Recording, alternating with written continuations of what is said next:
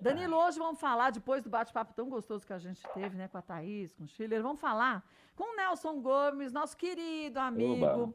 Olha, amigo de oba. longa data, hein, Nelson? Nossa, bota a data nisso, né? Bota a data.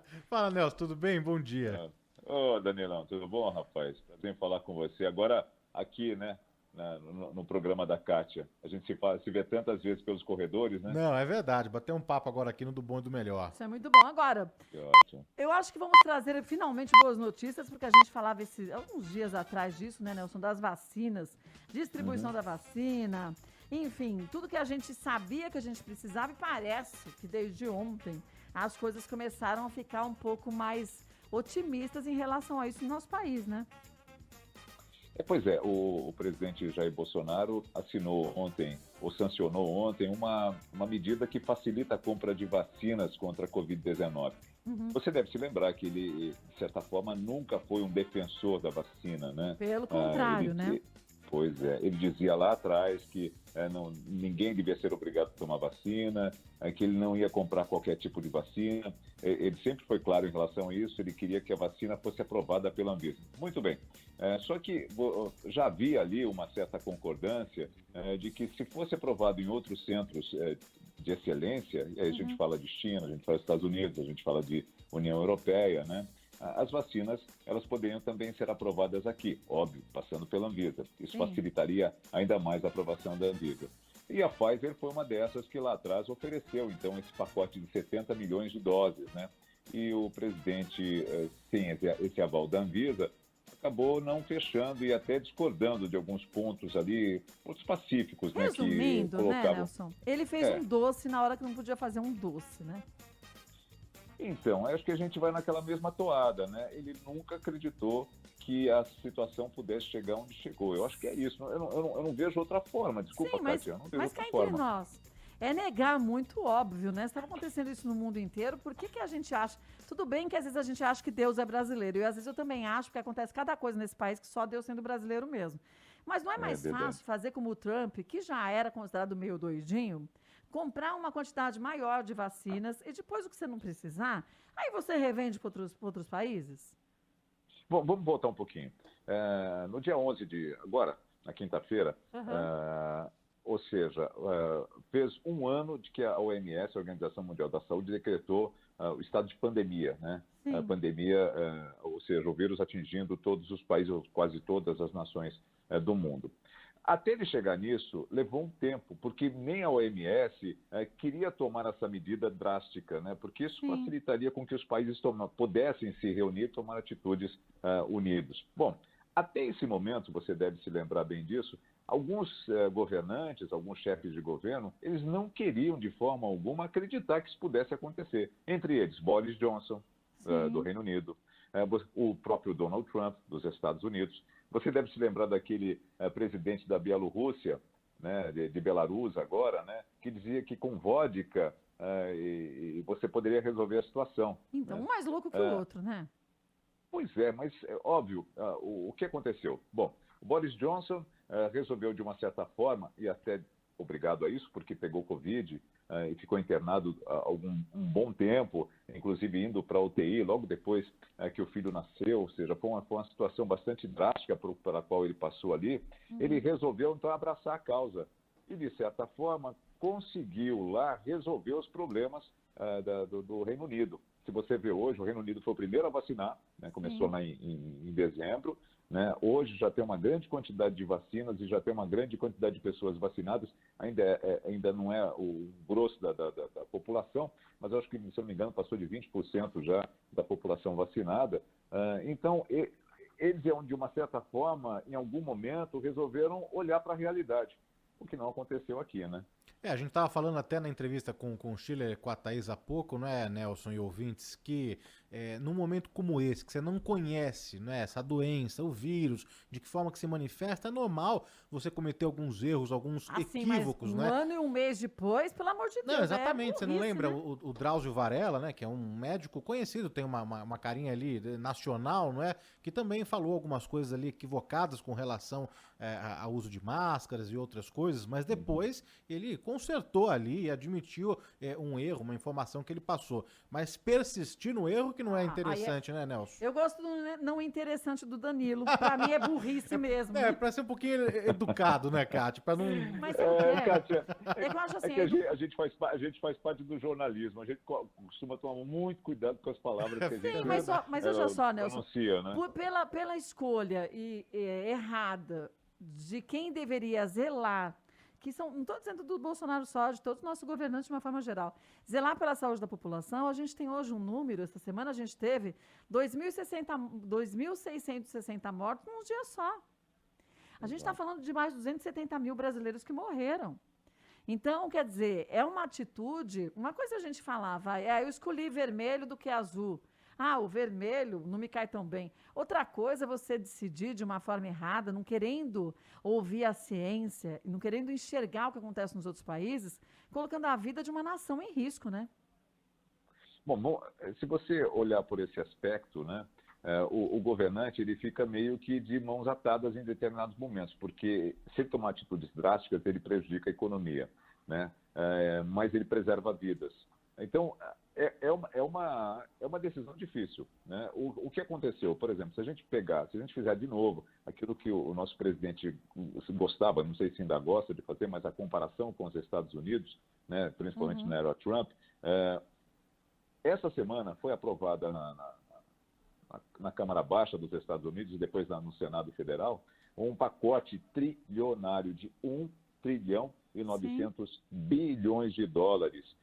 Isso sabe quanto cada americano, não estou falando de família americana, estou falando de cada americano, $1.400. Então, se você tiver 2 pessoas na casa, 2.800. E vai se multiplicando aí para quantas pessoas você tiver na sua casa. Aqui, para cada americano. Então. Aqui eles estão decidindo se vai entre R$175 e R$375, a depender do tamanho da família. E, por exemplo, uma mãe dona de casa, que tem 2 filhos, vai receber um pouco mais, um casal vai receber um pouco menos, o solteiro, ou então que seja sozinho, vai receber menos ainda. Enfim, vai ficar nessa... Ainda vão decidir. Mas veja, com 1 quilo do acém, eu estava falando para a Thaís, para o chileiro agora há pouco, o quilo do acém, uma carne moída, que você normalmente usa moída ou faz de panela, R$39 o quilo. E o botijão de gás? 90, R$100. Exato. E a gasolina, que até agora subiu 50%. De janeiro para cá. A pessoa que está precisando de dinheiro, necessariamente ela não tem carro, se ela tem carro não está usando, ou seja... Sim, mas tudo aumenta, né? Pãozinho aumentou, tudo aumenta. Sim, mas o que ela usa é aquele básico, né? É o supermercado, arroz, feijão, carne e o gás para esquentar comida. Pois né?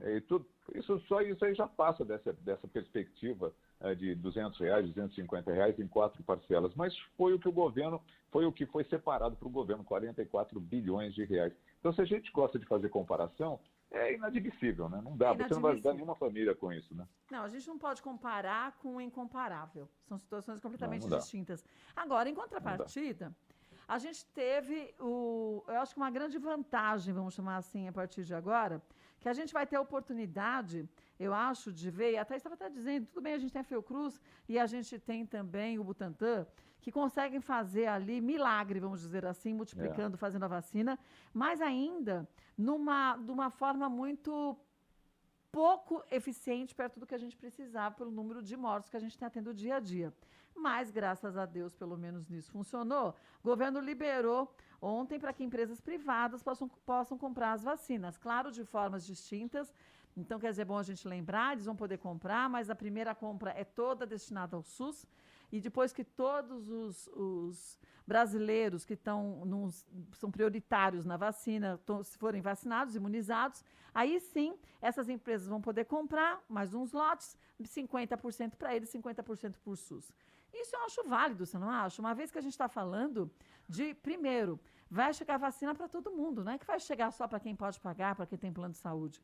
O SUS, eu acho que escolheram muito bem. O SUS também vai ser beneficiado, mas mais beneficiado ainda vai ser o povo brasileiro, né? Eu também acho. A gente outro dia conversou, eu e você, no corredor, exatamente sobre isso. Foi né? disso mesmo, foi. É exatamente sobre isso, que é o fato de você dar a oportunidade a quem não pode pagar e a quem pode pagar, distribuindo na mesma quantidade. Né? Quem pode pagar realmente vai lá e não vai ocupar o espaço de quem não pode pagar. Né? Pelo menos essa é uma opinião. Há muitas pessoas, obviamente, mesmo aí dentro da Bandeirantes, que são contrárias a isso. Primeiro a gente vacina quem não, ou seja, a população inteira gratuitamente. E depois você vai para quem pode pagar. Enfim, mas aí, de qualquer forma, fica essa fila, né? Essa fila enorme que nós estamos observando. Agora, uma questão que eu boto para você e para o Danilo é a seguinte, que até agora eu já perguntei para diversas autoridades lá no Band News, diversas vezes. Muito bem. Quem tem mais poder do que uma união, do que um país, do que uma chancelaria de um país ou mesmo do que um presidente? Quem tem mais poder? A empresa privada? Não pode ser. Não. Como é que o presidente, como é que o país não consegue comprar vacina e uma empresa privada consegue comprar? Não me desce isso. Eu acho que a questão... Por que os Estados Unidos, o governo Biden, o governo Trump, foram lá e compraram diversas vacinas, muitas vacinas? Você sabe que eu vou te dizer uma coisa. A gente tem um amigo, o Felipe Tilly, que era chefe do Melhor da Tarde, ele mora na Itália já, 1 ano e meio mais ou menos, quase 2 anos mais. 1 ano a gente só tem de pandemia. E eu estava conversando, eu e o Rodrigo, com ele esses dias, e ele estava dizendo que as vacinas na Itália pararam de chegar. Que a Itália comprou um lote muito grande de uma determinada vacina e que, de repente, eles avisaram que ia atrasar o recebimento das vacinas. Sabe por quê? Porque os Estados Unidos foi lá, disse que a Itália pagava $15 pelas 2 doses da vacina, acho que era da Pfizer, e aí os Estados Unidos foi para a Pfizer e falou, olha, eu pago $45 pelas 2 vacinas. E aí eu compro de todo mundo. A Pfizer pegou e vendeu para eles e vai atrasar a entrega da Itália. Então, veja só, eu não acho isso correto, uma vez que já tinha acertado com o país, tem que cumprir com aquele país. Mas o presidente americano, ele está preocupado em vacinar a população dele. Ele está vacinando 2 milhões de americanos por dia. Ele falou, bom, depois do que sobrar, eu vou ajudar os outros países emergentes e tudo mais, de terceiro mundo, para as coisas melhorarem. Mas você acha que isso é errado? Não é a lei da oferta e procura? Olha, eu vou buscar uma coisa básica lá atrás, quando a pandemia começou, mesmo quando começou essa corrida desenfreada aos respiradores, você deve se lembrar disso, as máscaras, senhora, os respiradores. Né? Bom, eu estava no ar junto com o Philip Killen no Reino Unido, e a gente em Nova York, e tinha um repórter nosso que estava em Boston. Muito bem. O que aconteceu naquela oportunidade? O Brasil estava pronto para trazer uma carga enorme de respiradores da China. Sim. Um milionário americano, dono de uma franquia de basquete, se não me engano, dono de uma dessas ligas de esporte, ele uma grana para que se comprasse exatamente essa quantidade X de respiradores, máscaras. E foi na pista, se não me engano, em Xangai, agora não lembro, numa dessas cidades grandes da China, foi na pista e comprou ali mesmo, bancou. Quantos pagaram? Pagaram X, então agora a gente vai dar 2, 3, 4X. E tomaram um avião. O avião foi, então, direcionado para os Estados Unidos. Então, veja, eu sei que é triste isso, porque a gente está pensando no global. Mas eles lá estão pensando neles, estão pensando em vacinar eles primeiro. Onde está o erro aí? O erro está no Brasil, que não tomou a frente de nada, nem quando vieram oferecer, a Pfizer veio oferecer por 4 vezes uma quantidade gigante de vacinas. Subestimar a doença. Então, eu acho que não é esse é o X da questão, né? Exatamente. Eu acho que aí, por exemplo, hoje, sei lá, agora me perdi um pouquinho, são tantas informações, o Papa Francisco, ele fez um manifesto ali a respeito exatamente desses países que compraram vacinas excedentes, vacinas além daquela quantidade para a população. O Canadá, se eu não me engano, Sim. O Canadá comprou para 5 vezes o que tem na população, a Colômbia já comprou também uma quantidade excedente de vacinas. O problema, Danilo e Kátia, é que você não sabe quando essas vacinas vão chegar. Esse é o problema, né? Então. A produção. Então, aí você vai comprando. O que aconteceu com a gente? A gente não comprou nem quando tinha. Então, né? ainda mais quando não tem agora, né? E agora não tem. E agora, por exemplo, a gente vai comprar da Pfizer. Muito bem, a Pfizer prometeu entregar até o final do ano. Então, mas até o final do ano. Com uma quantidade irrelevante, né? Então, com o número de mortes subindo como a gente está vendo, como que vai ficar até dezembro? Como que a gente vai ter essa situação no Brasil? Porque uma coisa que eu coloquei... Oi, Danilo, desculpe. Não, é que o Gésner Oliveira já está conosco aqui, viu, Nelson? Opa, Gésner E Oliveira. ouvintes, é o nosso... Eu vi uma vozinha dele lá no fundo, né, Gésner? Boa tarde. Bom dia, quer Boa dizer. tarde, Tudo bom? como vai? Que satisfação conversar com você. Toda nossa. E a gente está conversando com o Nelson Gomes aqui também, Gésner, falando Certo. justamente sobre a compra das vacinas que não aconteceu, essa lerdeza que a gente percebeu ao longo desses meses em relação a isso, não acreditar na importância da vacina, e, ao mesmo tempo, a situação dos brasileiros, né? Porque o Nelson estava dizendo, né, Nelson, que a Pfizer diz que entrega 70 milhões de vacinas, mas até dezembro, né? Exato. O grande problema é uma corrida pelas vacinas. Obviamente, para você se colocar bem nessa corrida, primeira coisa, precisa acreditar que a vacina é a grande prioridade, né? Você precisa mobilizar os recursos que forem necessários para isso. Infelizmente, o governo brasileiro não planejou, não priorizou, e, obviamente, se numa corrida global pelas vacinas, se você não se preparou para isso, obviamente você vai ficar para trás, né? E esse é o grande problema que nós estamos enfrentando nesse momento. Agora, Deixa eu fazer. o ficar para trás, né, Nelson Gomes, é muito difícil, porque a gente está falando de uma situação que já está muito complexa no país. E como, ao mesmo tempo, a gente não teve uma orientação vinda de cima pelos nossos governantes, para a população assertivamente dizendo, usem de fato a máscara, o distanciamento, o álcool gel, a gente vê uma parcela da população que continua desacreditando nisso, né, Nelson Gomes? Pois é, esse é outro problema que nós também já falamos no teu programa outro dia. Você tem que ter um comando central, né? E a gente perdeu esse comando central quando, segundo o presidente Jair Bolsonaro, o Supremo Tribunal Federal determinou que estados e municípios é que comandariam o combate à Covid-19, o que não é real, não é fato. Tanto que a Secretaria de Comunicação do STF divulgou uma nota exatamente dizendo que não, que os três, né, a União, estados e municípios, concorreriam entre si, ou seja, os três concomitantemente iriam trabalhar para atacar a Covid-19. E o presidente sempre joga isso, não, o STF tirou do meu colo, o STF tirou do meu colo. E aí deixou estados e municípios à mercê, né, de suas atitudes independentes. O que a gente vê hoje é exatamente isso. Hoje, se me permite alugar mais um pouquinho, hoje conversando com o infectologista da BioIP, exatamente sobre a possível decretação de um lockdown, se houver necessidade, ele diz que um lockdown tem que vir de cima, tem que vir da União, não pode vir de estados e municípios. Então, tem que haver realmente um comando central, um comando único.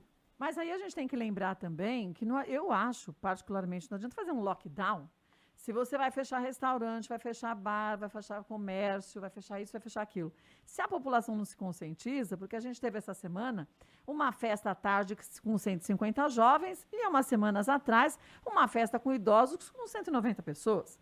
Ah, o Palmeiras foi campeão, não sei do quê, porque eu não entendo muito de futebol. Foi campeão. Muita gente saindo na rua para comemorar. Eu falei, mas, gente, faz sentido isso? Então, adianta lockdown se as pessoas também, ou se a gente não tiver uma... Eu acho que, muitas vezes, a gente precisa de uma lei mais severa. Saiu na rua, vai tomar multa, como aconteceu no Rio de Janeiro.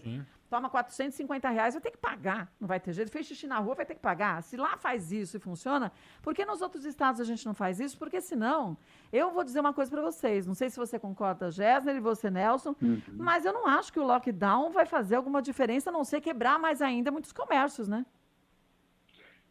Olha, numa situação tão crítica quanto a nossa, eu acho que em determinadas situações você é obrigado a adotar um lockdown, a adotar medidas mais severas. Você mencionou o Rio de Janeiro, mas eu lembro o Araraquara também recentemente teve uma situação crítica e adotou multas mais elevadas, quer dizer, não tem escapatória. Agora, por uma questão de realismo, a verdade é que em países como o Brasil, com grande pobreza, grande informalidade, a adoção de um lockdown completo, ela tem limitações, né?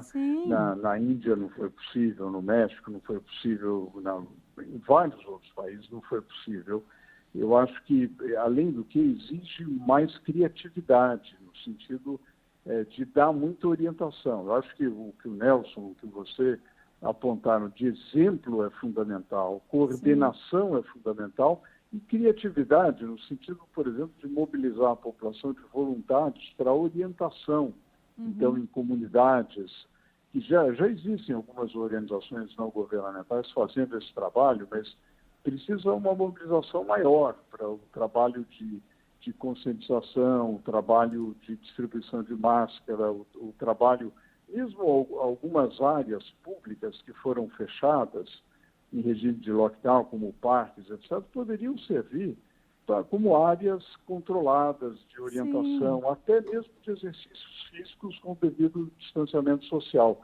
Eu acho que muitas vezes simplesmente fechar não resolve o problema e comparativamente a uma situação controlada acaba sendo pior do que a situação original. Embora a situação das UTIs, a situação dos principais centros médicos seja tão grave que muitas vezes, realmente, no desespero, você tem que adotar medidas muito mais restritivas. Mas, ao mesmo tempo, a gente pensa, né, analisando os Brasis que a gente tem dentro de um Brasil.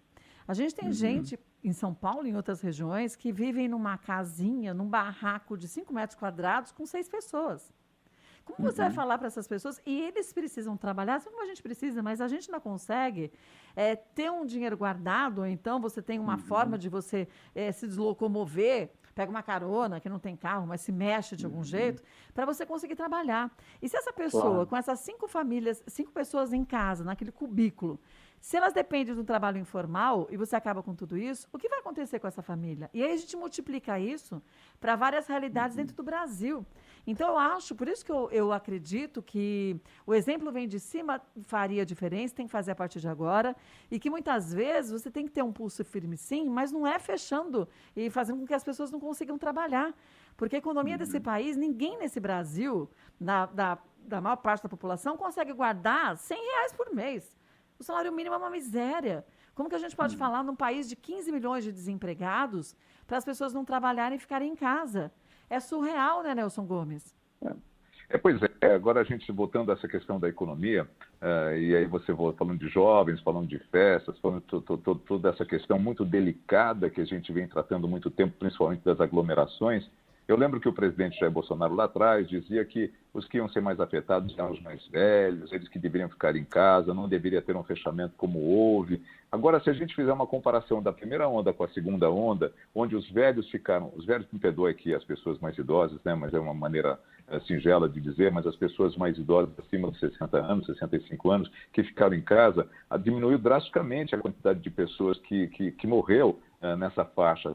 Entrou a vacinação também, mas agora o que tem acontecido é que pessoas mais jovens, abaixo de 55 anos, é que estão ocupando as UTIs. Gente com 30, 40, 50 anos também está morrendo exatamente por conta que avançaram em aglomerações, foram a E são os que ficam mais tempo na UTI, né, Nelson? Pois é, tem isso também, né? Então, veja... Oi, desculpa. Não, perdão, vai lá, Nelson. Não era, pode seguir, era sobre exatamente esse tempo aí, pode seguir. Não, né, porque exatamente, os jovens estão ocupando mais tempo na UTI, congestionando ali todo o sistema de saúde, não é? Eu queria aproveitar que a Kátia está falando, e o Nelson também, do fechamento do comércio, e perguntar para o Gessner Oliveira, que está aqui conosco, sobre o impacto da fase emergencial, né, desse plano emergencial. Não é a fase roxa, que muitos estavam considerando, mas o impacto na economia, Gessner, dessa fase emergencial que é mais restritiva do que a fase vermelha, não? Olha, é mais restritiva e, infelizmente, ela tem um impacto negativo sobre o segmento que teve maior dificuldade na recuperação. A partir de maio do ano passado, a economia até que se recuperou relativamente bem. O terceiro e quarto trimestres, depois daquele tombo do segundo trimestre, foram razoáveis para vários segmentos. No entanto, o setor de serviços sentiu muito, né? Os serviços prestados às famílias que envolve justamente o que a Kátia comentava, que o Nelson comentava, de restaurantes, o serviço de hotéis, isso de cabeleireiros, sentiu muito, né? Houve uma queda muito grande. Quer dizer, hoje, quando a gente pega a queda acumulada de 12 meses até janeiro deste ano em serviços, é da ordem de 8%, 8,3%, segundo o último dado do IBGE. Então, esse segmento, obviamente, vai sentir muito. E vai sentir no momento em que, digamos, o caixa já está muito machucado. Né? Quer dizer, muitos negócios não têm mais condições, você não consegue mais fazer frente à folha de pagamento, os impostos. Muita gente quebrando, então, né? Você tem uma parcela razoável, as estatísticas variam, mas eu diria que há pelo menos 20% numa situação financeira crítica e 10% de fechamento em bares e restaurantes. Né? É uma coisa bastante complicada, especialmente porque são setores que empregam muita mão de obra. Então, daí a importância do auxílio emergencial e do apoio a esses segmentos. Não adianta falar, olha, os bancos vão emprestar dinheiro, etc., porque, na verdade, o banco olha o risco. É evidente que, diante da situação atual, esse risco é muito grande. Então, precisa ter diferimento de imposto, precisa ter auxílio para manutenção de emprego específico para aqueles setores mais afetados, mais diretamente afetados. O auxílio emergencial de 2020 foi importante, foi num valor que representa cerca de 10 vezes o Bolsa Família, quer dizer, para padrões brasileiros, foi um programa importante, porém foi pouco focalizado, quer dizer, ele foi pouco direcionado àqueles setores que estavam sofrendo mais.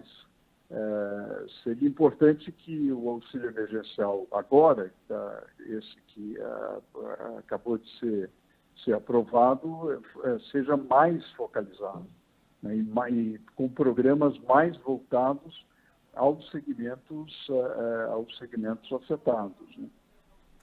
Né? Mas ao mesmo tempo, né, Nelson, Gessner e Danilo, a gente vê a situação do brasileiro cada dia mais complexa. E a gente vê até, eu pelo menos senti, pelo menos as pessoas daqui que eu convivo, porque eu só venho de casa para o trabalho para casa, né? Então minha relação sempre é justamente essa, de um lado para o outro. A gente vê as pessoas mais otimistas, né, Nelson, vendo essa perspectiva que tudo bem, pode demorar um pouquinho mais do que a gente imaginava, mas agora parece que a vacinação vai conseguir atingir uma parcela importante da população para a gente ter a imunidade por rebanho, né? Pois é, mas esse é um problema que a gente também tem aí no decorrer do ano. Se a gente for nessa velocidade, muitos especialistas dizem que a gente só vai atingir essa marca lá para o final do ano de 2022. Não, isso sendo otimista. Porque eu vi umas outras expectativas que diziam que nesse andar da carruagem, 4 anos. Agora, se a gente... Não, mas aí, Kátia, você tem que fazer uma relação da quantidade de doses que você tem para a nossa... Tem possibilidade e capacidade de vacinação no mundo.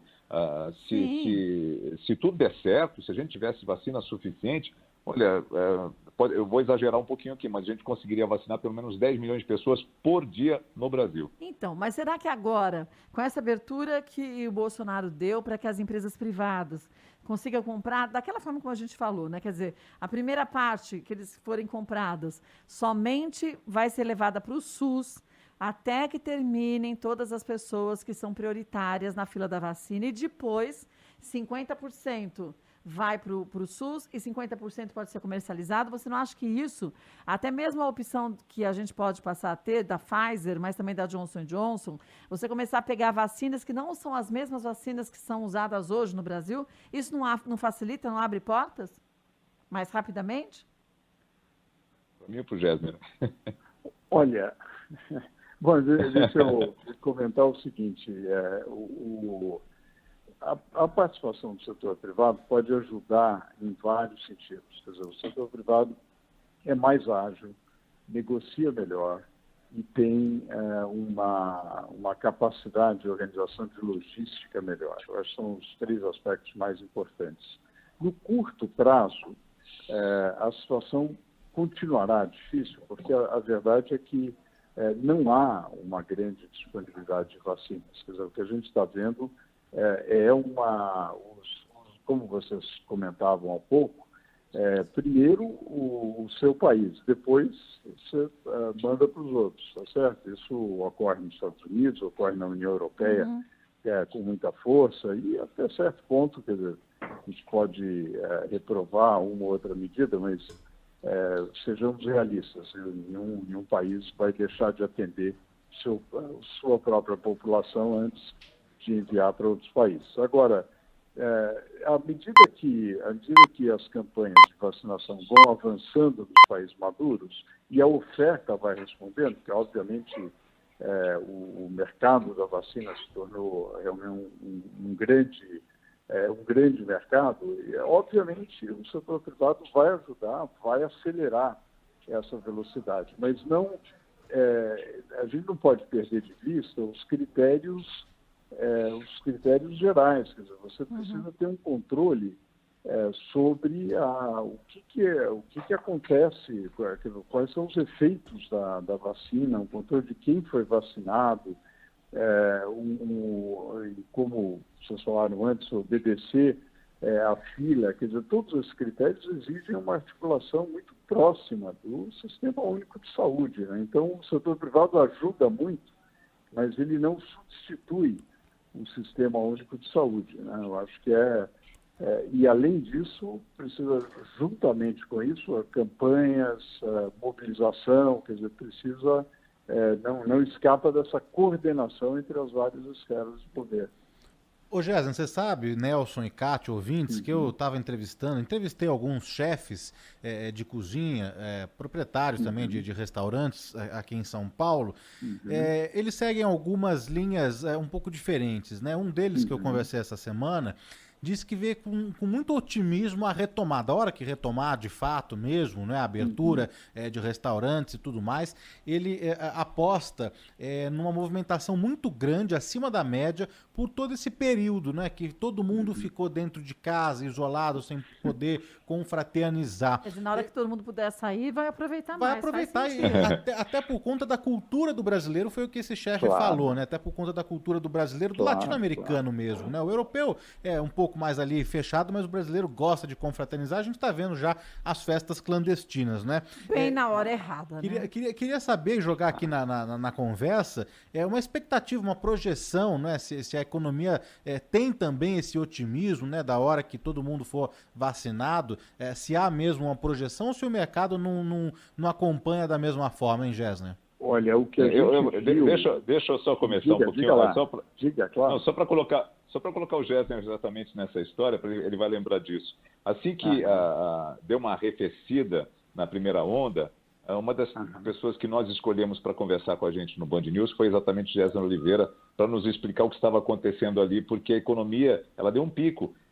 E até o ministro Paulo Guedes falava, estamos na subida, né? Na subida do V. Né? E aí eu perguntei exatamente isso ao Gessner Oliveira. Poderia se repetir?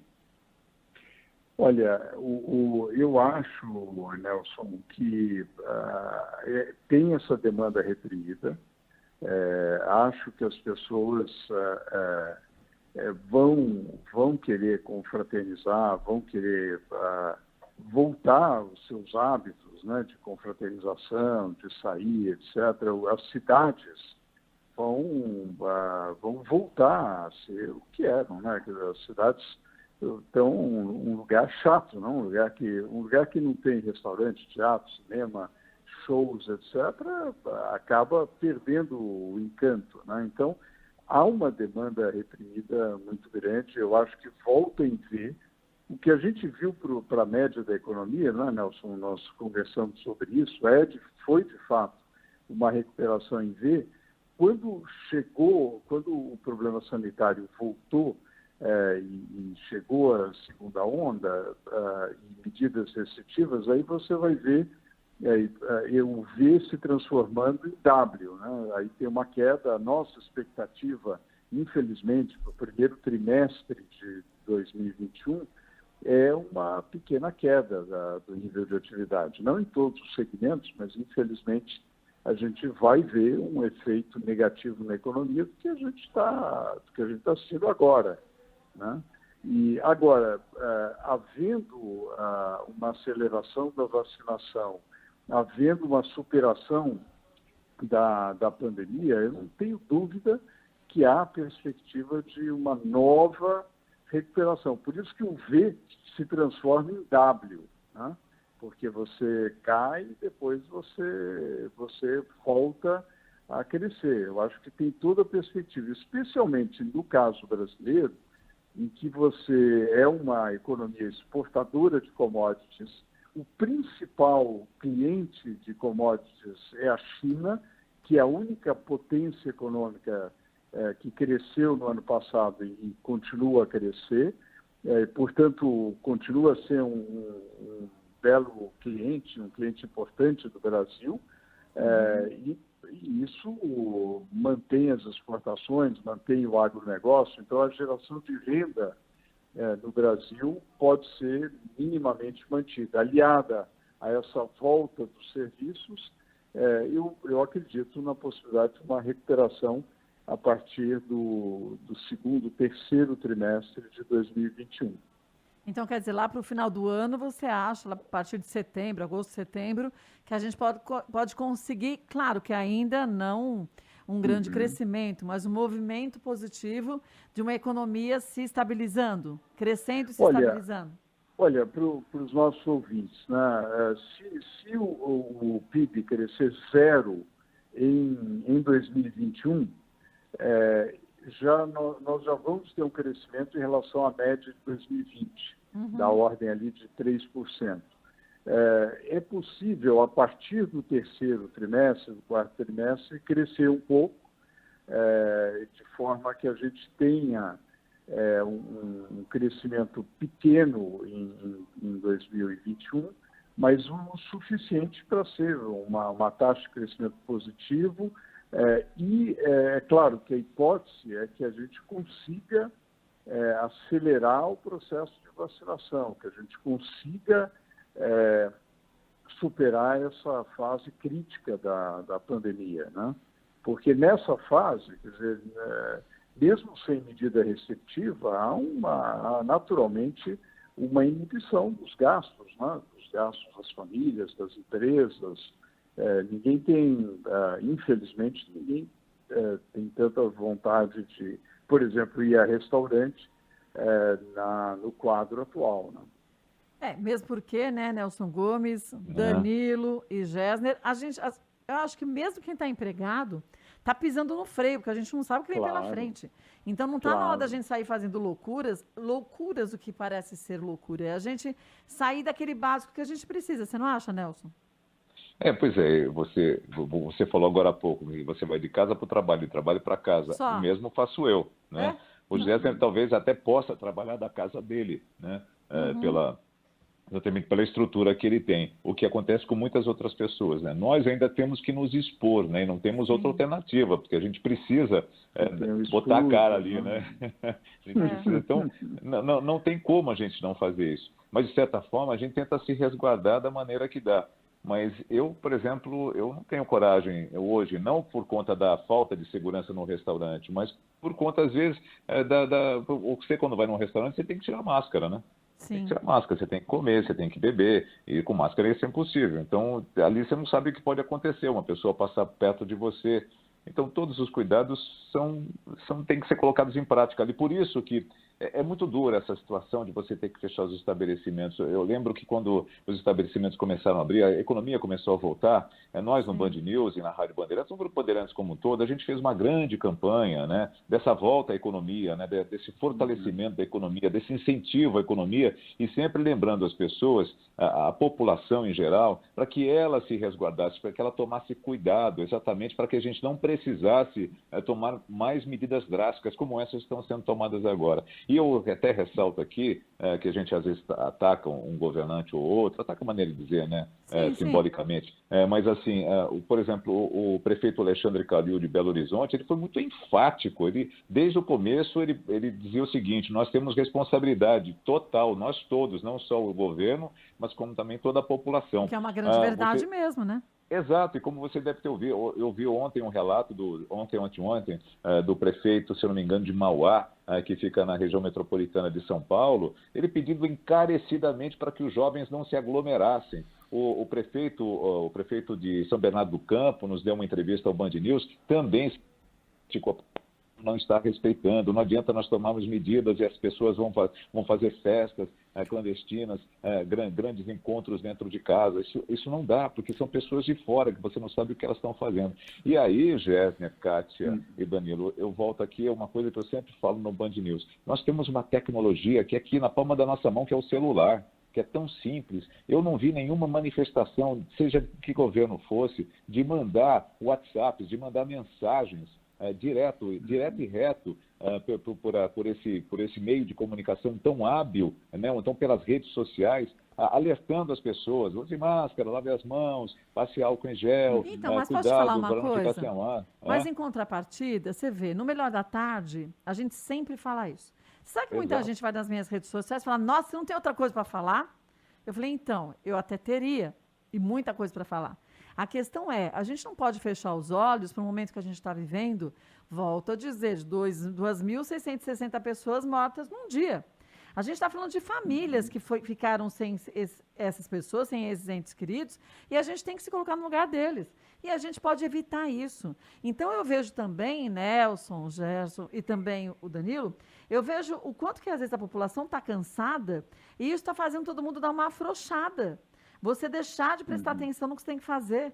Então, assim, eu vou tirar a máscara só um pouquinho, porque eu vou andar na rua, aqui não tem problema. E a gente sabe que tudo pode ter problema. Não, o Cádio, sabe o que eu acho engraçado? É que às vezes o sujeito acha que se ele conhece muito uma pessoa, não tem problema, né? Faz tempo que não vê alguém dar um abraço. Então. Ou promove uma festa de família que é delicioso, é fantástico. Gésner, vou contar uma história que aconteceu com uma amiga nossa na Bandeirantes. O cunhado dela deixou de passar o Natal e Ano Novo com eles em casa, por conta que não tem, e foi passar com a mãe no interior.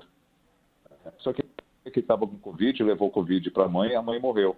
Nossa Senhora! Pois é, olha que tristeza, né? Ele ficou abaladíssimo porque ele também ficou internado naquela ocasião. Ele não soube que a mãe morreu, né? Ele foi saber depois que teve alta. Então, veja,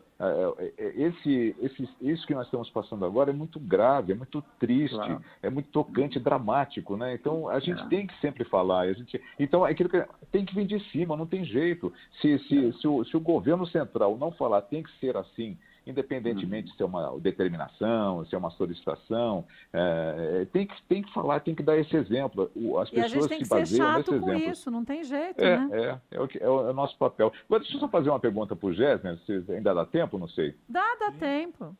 Então tá, deixa eu fazer uma colocação. Vamos lá, Gésner. Bom, hoje o que nós temos falado mais durante toda a semana é exatamente o auxílio emergencial. Eu falei com a Kátia agora há pouco sobre isso, com o Danilo também, né? Que nós estamos aqui numa discussão em torno de R$250 em 4 vezes, o que daria mais ou menos R$1.000. São 44 bilhões de reais que vão ser disponibilizados, né? E nessa situação que estão sendo disponibilizados, nessa situação, algo em torno de 40 milhões de pessoas poderão ser beneficiadas. Bom, eu quero ir para os Estados Unidos, onde lá vão ser distribuídos $1.400 por americano, independentemente do tamanho da família, fora a ajuda que vai ter, que as empresas vão ter, e fora os desempregados que vão receber mais $300 por mês. Então, veja, somando tudo isso, dá esse pacotão de 1,9 bilhões de dólares. O que faz o governo americano para disponibilizar tanto dinheiro e por que a gente não consegue, num momento pandêmico desse, ajudar a nossa população?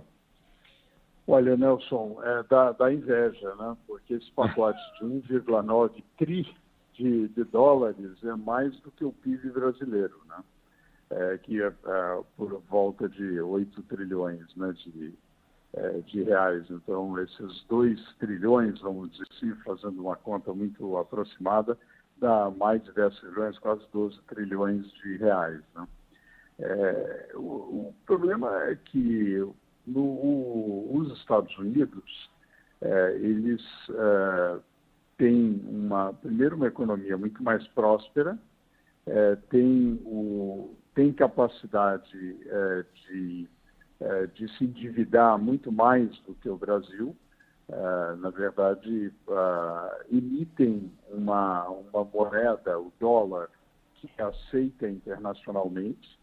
Então, na verdade, o Tesouro americano pode assumir uma dívida maior, ou as pessoas estão dispostas a comprar um título do Tesouro americano de 10 anos, recebendo uma taxa de juros muito inferior à taxa de juros que elas exigem de um título do Tesouro brasileiro, né? Então, na verdade, a gente não tem a mesma capacidade fiscal que tem os Estados Unidos, né? Nós acumulamos em rombo fiscal, ou seja, as despesas maiores do que a receita, tirando o gasto com juros, algo como 1 trilhão de reais. Se somamos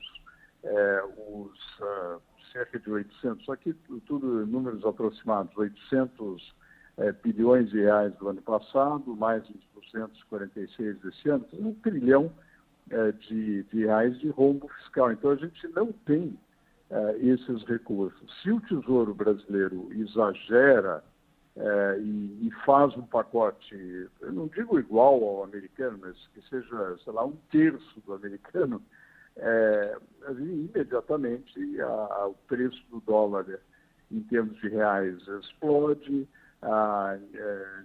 as pessoas vão exigir uma taxa de juros estratosférica para comprar título do Tesouro, que não vai conseguir rolar a sua dívida, ou seja, a realidade brasileira é que o Estado brasileiro não tem condições de dar a mesma proteção social do que o Estado americano, né? Essa é uma realidade. Agora, o Estado brasileiro poderia apertar o cinto em vários segmentos onde há um gasto excessivo, né? Fazer na folha de salário e das despesas correntes do Estado poderia haver uma redução, como ocorreu no setor privado, e isso liberaria mais recursos. Ainda longe do pacote americano, mas nós poderíamos ter uma rede de proteção melhor do que a gente está conseguindo dar com esses 4 meses, esses R$250 por mês, né? Além do que, nós não precisaríamos ter interrompido o auxílio emergencial, né? Já na virada do ano, eu me lembro, né, vocês chamavam muita atenção, Kátia, Danilo, já era claro que havia uma perspectiva de agravamento da crise, que havia necessidade de continuidade do auxílio emergencial. Nada foi feito, quer dizer, o Congresso entrou em recesso, em vez de trabalhar para combater a pandemia, houve mais festa de final de ano, né? Essa é a realidade. Então, há erros aí, mesmo com os parcos recursos que a gente dispõe, daria para fazer melhor. Então, e aí a gente vê até, pior, eu acho que do que tudo isso, a gente vê algumas situações, como a gente já viu aqui na Prefeitura de São Paulo, o aumento do salário do prefeito, de assessores, de tantas pessoas, e aí a gente vem, na verdade, numa mão contrária do que a gente devia ver. É justamente claro. não é, Nelson? Já que todas as empresas fizeram vários acordos para os funcionários e cada um acabou aceitando o acordo de receber menos para não ter demissão na empresa, por que não? Um bom exemplo seria as prefeituras, os governos fazerem isso. Mesmo porque Claro. quem paga eles somos nós. Então, se a gente não tem dinheiro nem para comer, como que a gente vai pagar alguém? Exatamente, a gente passou por isso aí, né? Pois é. O Grupo Bandeirantes, exatamente porque também as receitas caíram, isso não foi novidade para ninguém, não foi só no nosso grupo, em todas as outras empresas. Eles, obviamente, chamaram nós todos ali para uma conversa. E a gente tem que ajudar, todos nós tivemos que nos ajudar. E deu Sim, mas tudo até para certo, não ter né? demissões também, né? Porque a gente Pois sabia, isso mesmo. não É foi uma nada ajuda, né? imposto, mas falou, olha, você pode Exatamente. receber por X meses 25% a menos para você ajudar a gente a não Exatamente. demitir as pessoas. E aí a gente vê que isso é empatia, né, Nelson, Gessner e Danilo? É a gente saber que, de fato, estamos todos no mesmo barco. O barco não pode afundar, né? Claro. Agora, É. a verdade é que o setor público houve zero de Sim, redução de jornada e redução de salário. Os salários continuam sendo pagos exatamente como era antes, como se vivêssemos numa situação de normalidade. É inaceitável isso. Isso é inaceitável Isso, mesmo. É isso verdade. sem trabalhar, né? E muitos até sem trabalhar, porque em alguns aspectos, alguns não poderiam nem trabalhar de casa, né? Pois é. Bom, mas nem trabalhando, às vezes, onde eles têm que trabalhar, eles não trabalham direito, né?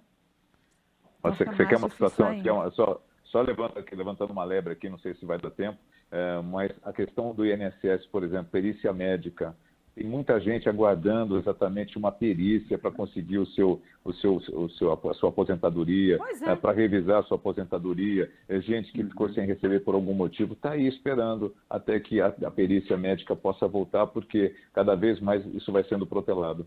Até a boa vontade, né, das pessoas em fazerem o que era, na verdade, obrigação delas. Queria agradecer demais a você, Nelson Gomes. Sabe que a gente é seu fã desde sempre, cada vez mais. Eu também. Um grande beijo, foi ótimo ter você aqui no nosso Do Bom e do Melhor, viu? Aliás, eu já estou com vocês semana que vem, então não precisa nem convidar, tá? Não, é isso mesmo, já tem que estar mesmo, já está intimado, não é nem Danilo? convidado. É isso aí, Nelson. Um beijo para você, viu? Obrigado para você também. Gessner, um abração para você. Um Você sabe, grande abraço, Nelson. Sempre um prazer muito grande conversar contigo. o carinho que eu tenho por você é enorme, pela tua esposa, mútuo, enfim. você sabe disso. Muito obrigado. Valeu, Nelson. Danilo, Kátia, muito obrigado. Beijo, que a gente agradece. Gessner Oliveira, obrigada mais uma vez. Foi um grande prazer ter você aqui no Bom e do Melhor. Te espero mais vezes para a gente conseguir entender o que é essa economia nesse país tão turbulento como a gente vive, né? Obrigada. Olha, um prazer muito grande. Um grande abraço para você, para o Danilo, para todos os ouvintes. Obrigada, viu? Um Obrigado, beijo. Gessner. Fica bem. Abração. Abraço. Ó, papo gostoso, esclarecedor.